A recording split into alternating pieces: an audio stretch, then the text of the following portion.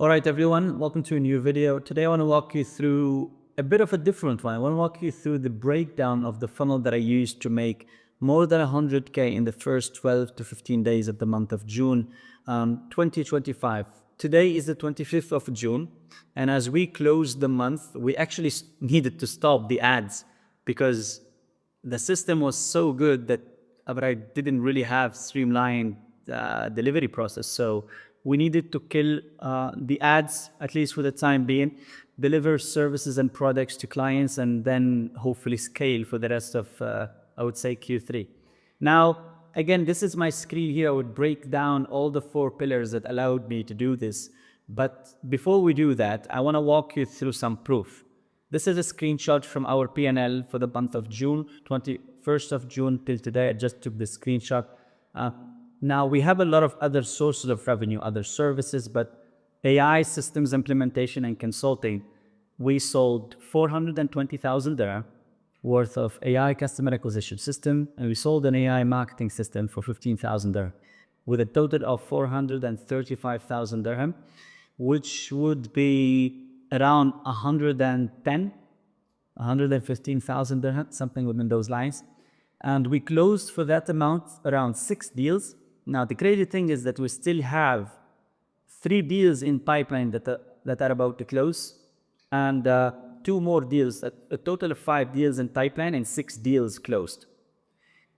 Out of all of this, I will walk you through the breakdown of the numbers. But before we jump into that, let's start with pillar 1. Pillar 1 is marketing, prospecting, and brand awareness. I will break down all the creative and advertising strategy that we used to make this happen. I want to explain to you that except the AI marketing system, which was an upsell to an existing client, all the other clients came in through ads. So this is purely generated through ads. We invested our own money on this. Now, here's how we structure our own ads. The purpose of we have multi-layer structure to our ad account, top of funnel, direct response, and retargeting, as you see here. The purpose of our top of funnel campaigns is to populate my personal Instagram profile with targeted prospects that could be interested in my consulting services. The only CPA of each ad is to send a DM with a keyword to access the free training. And the metrics we track for this are CPM, CPC, cost per click, and cost per follow. The ads, as you see, would look something like this. They would consist of lifestyle videos with intriguing, I would say, value-driven or maybe outcome-focused approach to the copywriting itself. So things like building a consulting business, learn how I scaled 200K per month with AI systems. DM me systems and I will send you a guide. 100K per month consulting business with only 2 closures and an AI setup. POV, you made 1.4 million with an AI position system. POV, my hybrid sales machine makes you $3 million per year hands off. So all of these ads, they go on into targeted the brand awareness engagement campaigns with hyper-targeting audiences. And what we do here is as I said, I will walk you through how we quantify the ROI, because reality is the optimization on all of these campaigns are vanity metrics. So even this campaign setup, it's engagement. It's an engagement campaign. It's not a lead generation campaign. And the way we do this is, the first thing is the vanity metrics. We track profile visits. We track reach. As you see, this is, for example, from the 26th of May to the 24th of June screenshot of my account reach. I reached more than 100,000 people in the last 30 days, and 61.8% of them came through ads. This is another one on profile activity, profile visits over 5,350. And these are basically 118 people who clicked somewhere in my bio on a link. Now, thing is, all this is good. It puts you in front of potentially qualified people at a cheaper rate, but how do you actually quantify the ROI out of it? The whole optimization is for vanity metrics. This is my system on how I do that. All the CTAs, as I said, people see these ads, they click, it opens up something like this. Lead name, let me know which keyword you saw on the ad, and I will send you the free training. And again, they can send whatever they saw on the ad. And then we built all of this on ManyChat. We built an AI-powered flow for each keyword, where this is an example of a flow for systems or even hybrid. The message will be, hey, first name, Brian's here from Sanad's AI team. Thanks for reaching out. Here's the link to watch the full breakdown of our AI acquisition system. We use the system to make, and it's a YouTube link. And now, for you to understand this whole thing, we do not run ads, as I said, for vanity metrics type of ads only. Every ad is optimized to softly get prospects in by providing a lot of value upfront through content that you see now, for example, like this YouTube video, for example. This whole process nurtures, qualifies, engages, and converts leads into converts visitors or prospects into leads or sales calls via AI integration of Brian. Brian, if you have watched any of my previous videos, you would know that Brian is an actual AI persona with a voice, with an image, with a face, with a personality, with a history or story. And he's our AI customer success manager who deals with every inquiry on the CRM, every lead, nurtures, books appointments, prepare proposals, etc., etc. We found a way through ManyChat to integrate his knowledge base in my Instagram DMs. And we set it up in a way where he provides value, has CTA to filter out clients that are window shoppers or just there for the actual value, and clients or people that want to actually talk and have a chat. And if they want to have a chat, that's where the AI step come in. And here's an example of a real conversation that Brian had. A lead sent the keywords, sent the link, let's talk system, he clicked on the button, and here's where Brian AI or AI consciousness stepped in. So, hey, I'm Brian, system advisor. Sanad told me to talk with every founder who reaches out on IG about business and basically tries to get them into the loop. But again, all of this is done from my own personal Instagram profile, but I structured in a way where everyone who talks to me knows that he's not really talking to me personally. He's talking to Brian, who is a system advisor. And I found this very interesting because a lot of people, by the time they get on a call, they already experience what I could build for them. Whether it's through the funnels, whether it's through the ads, whether it's through the chats, the booking process, etc., etc. So Brian would have a conversation to try to filter out and understand the problems of the lead, the scale of the lead, the qualification process, nurtures them even more. So it's more of a consultative approach. That's how we programmed Brian. And he's not only pushing for the call, he will also, even though you opted in for value, he will even provide you with more value, depending on the problems you have. If you say we sort of have lead generation problems, he will share with you, or if you feel that you're stuck as a founder in your business, he will share with you video trainings from me talking about that specific problem you have. And once you're interested and you show high intent interest, that's when he will book you in. That's when he will propose that you book it. And from here, that's how we convert traffic at scale, because reality is with this type of structure, you get a lot of leads, but you don't need to do it. You don't need to filter through them manually. So by implementing all of this, we minimize 100% of the wasted time that could have been invested in doing all of this manually. So to cut it short, the flow out of this is top of funnel ads, lead magnet opt-in, and appointment setting through Brian AI integration. The second pillar or phase of our paid advertising strategy is direct response. Now, our direct response strategy consists of interest and behavior-based targeting with direct offers to our consulting services. The creative strategy for this is video ads, demo videos, static ads, carousel ads, and we focus more on a results-based approach, so no fluff, no jargon, straight to the point type of ads. Here are some examples. This is a demo video on our AI acquisition system for B2B businesses. This is another demo video. This is a static ad with some intriguing results-based approach copy. Some carousel ads, a bit with storytelling, but also sharing a lot of results, sharing a lot of metrics in it. A video of me, again, direct response, completely straight to the point. And the thing here is we drive all of this traffic not to a DN conversion process powered by Rhine. We use landing pages here. And the conversion process for us is we use funnels built on Framer. Before we used to build them on Go High Level, even till now our CRM is Go High Level, but we build all of our landing pages and even our website is hosted on Framer. We love it. It's very amazing. It's amazing how it's built. It's very customizable, and it just gives you a more clean look and more professional look than Go High Level or ClickFunnels or whatever. All of our funnels are well designed, structured in a way that answers clients' objections and increase opt-in rates, which is what I will share with you later on. And I will blow you out with some really crazy metrics. But if you do this right, the same way I'm doing it, this will be the standard for you as well. These are some examples of our landing pages, mini BSL, clients you worked with, challenges to filter out leads, some valueless or social proof, more about the systems we sell and their transformations. And then here, a redirecting page to a calendar. So opt-in, calendar, pretty basic structure, but the content in it is what makes the difference. Now, the tools we use to make this happen is Go High Level surveys. Everything that you see here, whether it's the opt-in for leads or the appointment calendar, is hosted within Go High Level. So we use Go High Level surveys to qualify leads. We use Go High Level calendar to book and organize meetings through multiple closers or our closing team.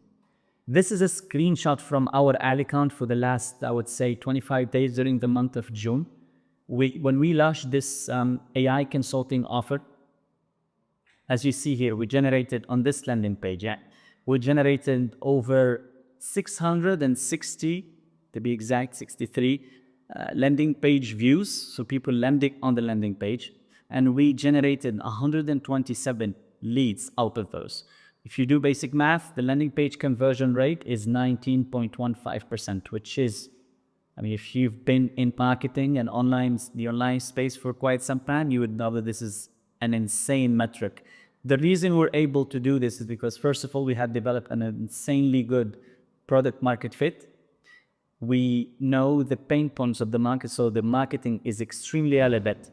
And eventually, the landing page content is also speaking to the client's problems, fears, and desires. If you have been in the farm or any of my other consulting or even coaching or the educational products, you always hear me saying this.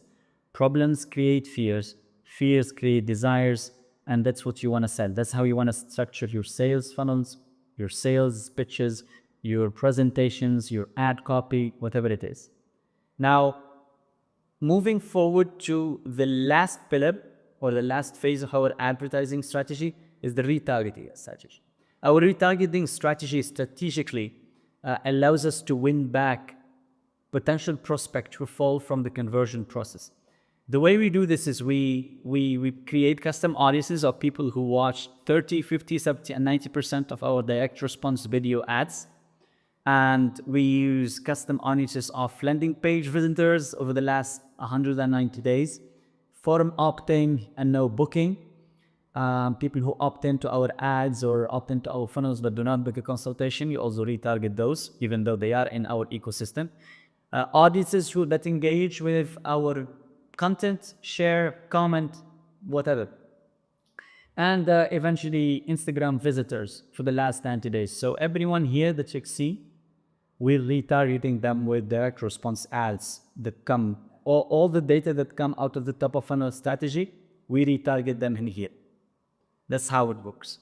Now, the creative strategy is, we use also we're testing this, but we use the content that we produce in the top of funnel strategy. We also use it as retargeting content for any lead that comes or any retargeting audience that comes from the direct response ads. And it worked well. It actually does work well. But the conversion mechanism, the only difference is that it will not be the AI DM through Instagram, but it will only be the landing page. So we keep we don't test a lot of moving variables at the same time. We keep the conversion process the same. This is how, this is another example of retargeting campaigns, the results, clients' results. So something within these lines, clients' results, carousel form. Or video trainings on a case study with actual results of us. So creative strategy, same content as top of funnel, but retargeting audiences that are not sourced through the top of funnel campaigns. It needs to be through the direct response campaigns. So you don't basically show the same content to the same people again. Client wins in a carousel form, video ads of winning strategies with results. The only goal out of this whole part of the funnel is to book leads on the calendar. That's the only call to action. That's why we only use the, I would say, the opt-in process or the landing page as the conversion mechanism in the retargeting strategy. Even though now, come to think about it, it probably could be worth it to test it as well through the Instagram, the AI DNs through Brian. Maybe I will test that and let you know. I've been thinking about it now, it came to my mind. But anyways, pillar 2, leads to sales, appointment booking trusts. The flow is as follows. As soon as the lead comes in, it's either they book an appointment on their own by landing here on the booking page, and they do book an appointment on their own, and I will show you some statistics here in a bit. But if they do not, within 15 minutes, Brian will initiate the AI qualification process. So 3 outcomes will come in out of that through WhatsApp, cold call, and email, depending on the source of the lead and where they convert it. It's either the lead is qualified and they book an appointment with Brian. It's either they are a long-term deal, they are qualified, but probably not ready to book now, or they are completely unqualified, not worth spending time on that. Whatever the outcome is, Brian will go back on the CRM and organize the leads in their respective pipeline stages and update the sets. If the appointment is booked, he would book it on the calendar and initiate the reminder flow. But if the AI or if the lead is a long-term deal, he will move it to AI long-term follow-up. Again, and follow up with that lead through cross channels, on email and WhatsApp for weeks and weeks. And whatever the outcome is, there will only be one call to action in this system here, which is to book a consultation. Now, if the lead is disqualified, and we do this a lot, we were very strict with our disqualification process. We disqualify them immediately, where Brian will move them to unqualified leads, reach out to them, hey, you're unqualified, unfortunately we can't cope with you, hopefully we hear from you in the future. So whenever it is, an appointment is booked, that's the most important part of our sales process, then that's how we move it to human closers. Now, to make all of this thing work, the metrics you track is the funnel conversion rate. It needs, the KPI for our business is 7 to 12%. It's very high. Most averages, if you're lucky, you'll be converting at 3.5%. But for us, if you do it the way we do it and you put in all of this effort, those numbers won't cut it. You will be able to compete at a really higher scale, I would say. The lead to call conversion ratio should be anything between 45 to 60%. The no-show rate should be, and the KPI should be lower than 20%. And the call to proposal ratio should be 50 to 70% of the calls. Make sense? Now, here's a screenshot of one of our landing pages. Now, the VSL and the training page. The VSL is the opt-in page. The training page is where there is a VSL with a training, or the training page actually, and a calendar. Out of the VSL, we're converting 12.9, almost 30% of leads. And on the landing page, we convert almost 25%, but our KPI is 45 to 60%. All the rest, we pick it up through this process here, through AI. So automatically, with no AI involvement, almost 25% of every lead that opts in book a consultation on their own. Anyone that's left to keep the benchmark on point, we implement this system for them to book them into consultations as soon as they are in our system. And this is basically our flow on how we make it work. Lead comes in. The first thing we do is we use Relevance AI and NA10 to build automations. First thing is AI lead enrichment or lead profiling, some people call it. And we add back to the CRM. This is how it looks like. A lead comes in within seconds. Our AI system will do a full data scraping on them, find their LinkedIn, find what they do, their company, etc., etc. Their online sentiment, in a sense, are they qualified? Could they be fit for us or no? And based on this, we decide whether to disqualify leads or it would be interesting to have a chat. From here, leads would be organized in new pipeline stage where all of this will happen. If 15 minutes after their opt-in, they book a meeting or they do not book a meeting, they have settled flows. If they book a meeting, it's very simple. They move to AI qualified leads or, as you see here, demo booked, and AI WhatsApp and email confirmation and reminders flow will be triggered till the date of their appointment with cross-platform reminders, cross-platform nurturing sequences to make sure that they actually show up, sharing with them not only reminders of their calls, but also case studies, video trainings, educational content to make sure that they are warmed up to the actual call and they actually show up.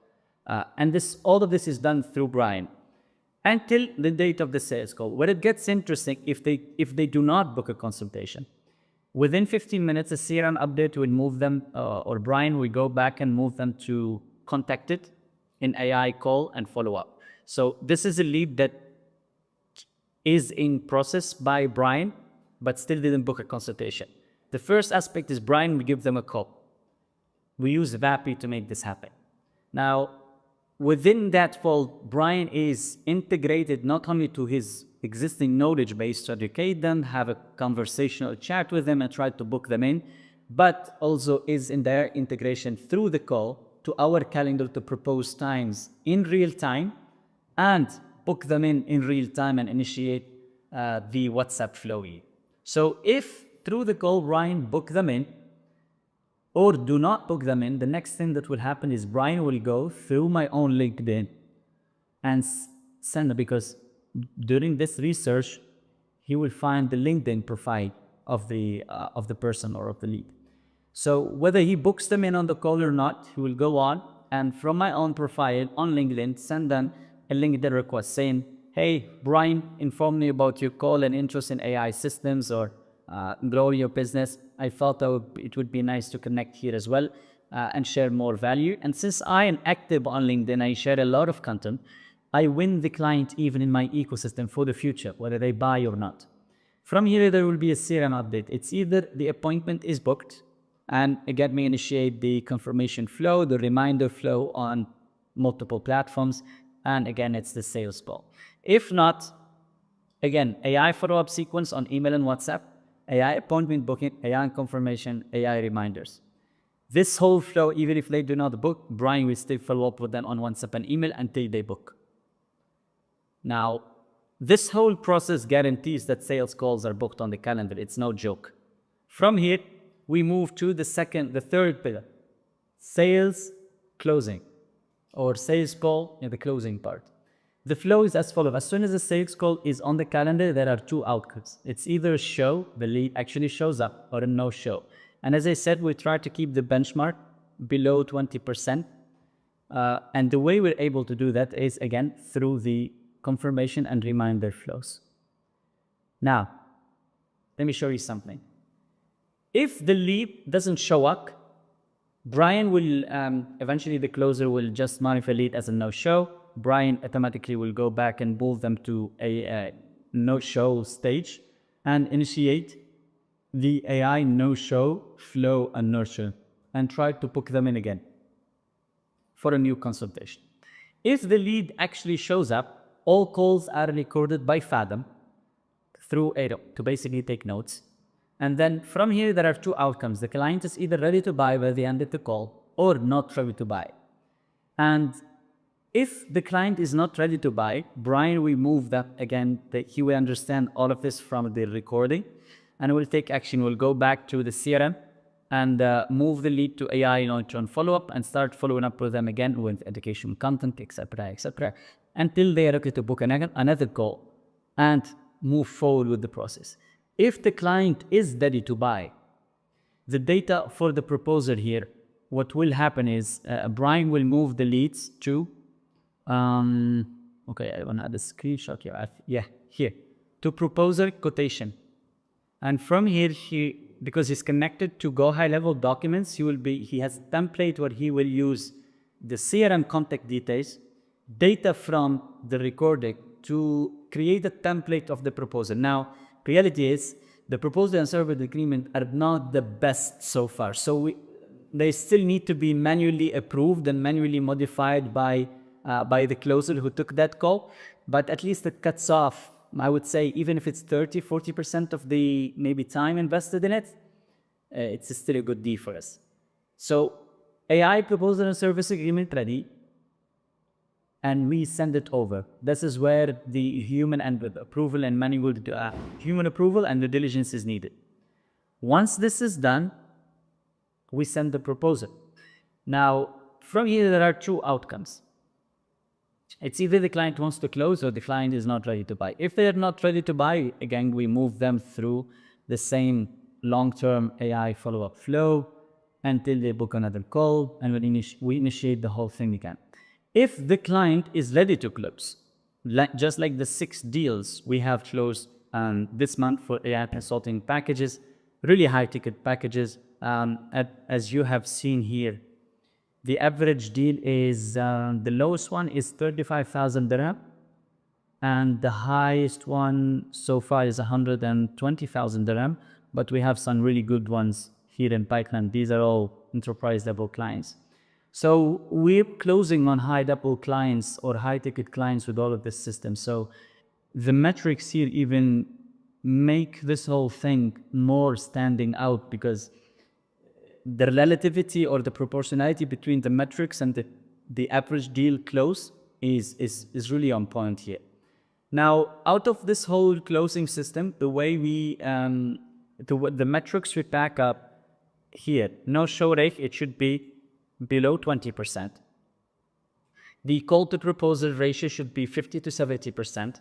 Every 5 to 7 calls that we jump on, we should send them proposal. We should get them into that proposal sending system.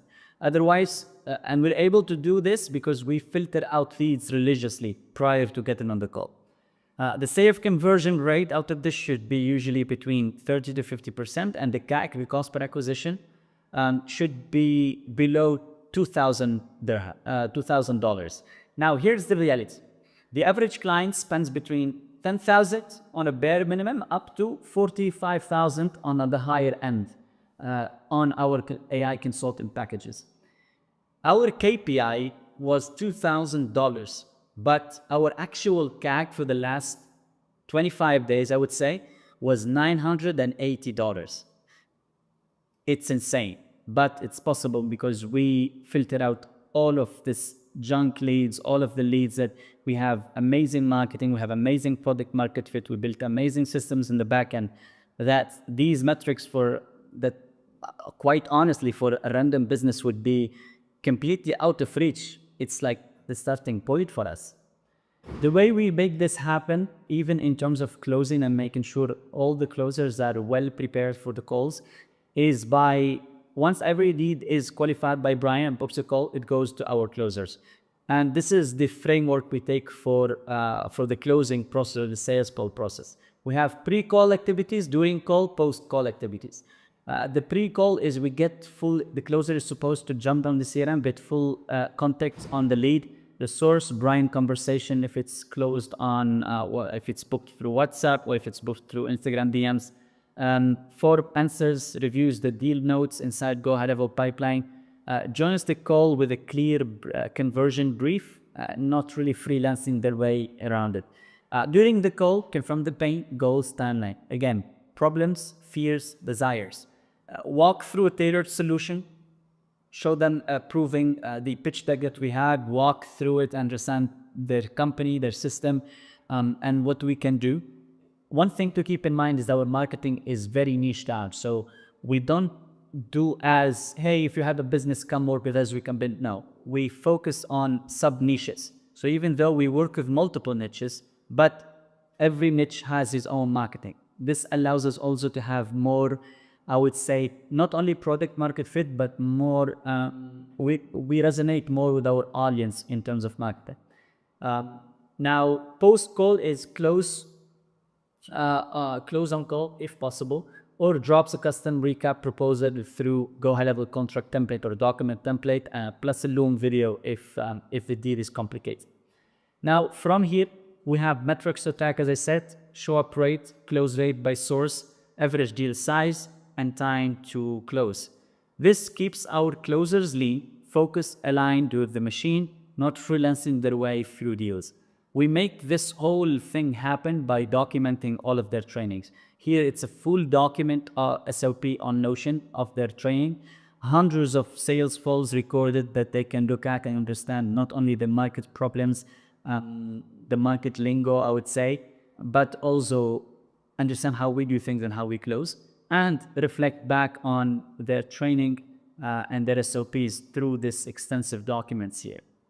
Now, from here, we move to the last step. Now that you have deals closed, you gotta onboard your clients. Now, onboarding flow is as follows. We have maybe 3 to 4 different aspects of it.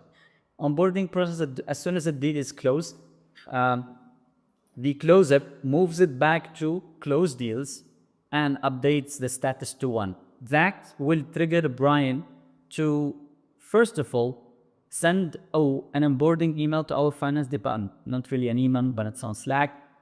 Something within these lines: the company, the owner, the office number, the phone number, the tax registration number, and the system sold and the system fees.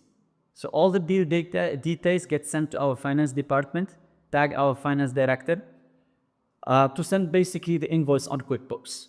From here, we also send them Slack message where Brian sends the thanks to finance director, tags me and our head of development, and basically send all the client details, the preferred communication channel, client email, client number, client name, and creates some internal documents or folders or resources completely on autopilot. So Slack channel will be created on autopilot for that client. The team will be added on autopilot. Client Drive, Google Drive folder created when we stack all the resources, the flows, the diagrams, and all the work that we work on that client account for. It will all be created on autopilot by Brian. And the Google Sheet where we can store our passwords or logins, all platform details will be also created on autopilot. Everything will be organized in a folder under the client name. And basically that's pretty much it. Another thing is that we will send an onboarding email to the client that would look like this from Brian. A welcome message, welcome video from my end, onboarding form to be filled, join communication channel, and things to expect here. From here also, Brian will go on and create on Notion where we use, that's what we use for our client projects management tool. He will create the client dashboard. He will create about projects. He will upload the onboarding form that the client fills as soon as they opt in here, as soon as they fill the form from the email. Brian will take that and create a form on Notion, or at least the client, I would say client account or dashboard on Notion, and that's where we will manage all the tasks for that client. These are the metrics we track for the onboarding process. Technical access needs to happen within 1 day, at least from our end. If it's delayed by the client, that's on the client, but it needs to happen within 1 day with the follow-up, etc. System mapping, it happens within 2 days. The reason we're able to do this is because we sell productized systems, because we niche down our marketing. We anticipate clients from them because most clients or companies within that niche will have the same problems. So we sell productized systems that we not really copy paste or plug and play, but we have the same fundamental structure, but we customize maybe 40% of it for that specific client. So the system mapping is easy for us to do. System design, again, 2 more days. System implementation between 7 to 10 days. System testing, 3 days, and then system delivery within 2 to 3 weeks maximum. Now, the way we make this whole thing happen for the onboarding process is we build the whole automations on NA10 and make.com for the most of it. The welcome email, onboarding clients, onboarding notification sent to on Slack to onboarding team, deal details sent on Slack to finance department, Slack channel created and team members, client delivery folder created, all of that happens, as you see here, through make.com. Now, it's been a long video. I appreciate you hanging out here for, I think, 40 minutes now. Again, this is how insane or insanely easy business can get if you actually do it right. We literally needed to stop the ads because we cannot handle it. I know for a fact that once we've been, since the last 2 weeks, we've been working on the back end, hiring more developers, hiring more people and integrating them within our culture. And I know for a fact that once we have the back end dialed in, we would be able to scale insanely well. We can be easily at 500K, 600K, 700K, even $1 million per month within the next 12 months, 15 months.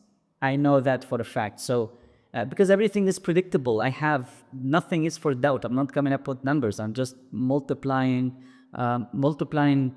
metrics and applying this at economy of scale. So with this being said, I hope you enjoyed the video. It was a lengthy one, and I will see you in the next one. Thank you.